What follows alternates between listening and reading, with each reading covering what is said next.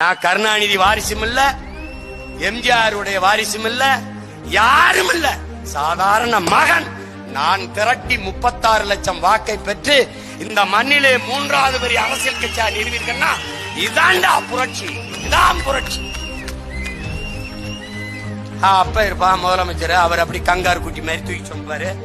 அப்புறம் அவர் வந்து இறக்கி அவர் கொண்டு அப்படியே உட்கார்ந்து கிரீடத்தை சூட்டுவாரு. கருணாநிதி தனியா கட்சி ஆரம்பிச்சிருந்தா 4 ஓட்டு விழுந்திருக்குமாடா? இல்ல ஐயா ஸ்டாலின், அம்மையார் ஜெயலலிதா, இல்ல ஐயா எடப்பாடி தனியா கட்சி ஆரம்பிச்சு கொள்கை பேசியிருந்தா?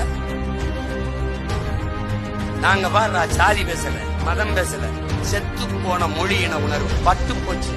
அத தண்ணி ஊத்தி கெட்ட கேப்பைக்கு, பட்டு போன கேப்பைக்கு ஒத்த சொத்து தண்ணி மாதிரி ஊத்தி வளர்த்து லட்சக்கணக்கான இளைஞர் படை.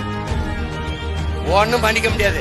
சும்மா விசில் அடிக்கிறது கைதட்ட கூட்டம்ல அறிவார்ந்த கருத்தியல் புரட்சி செய்கிற புரட்சியாளர்.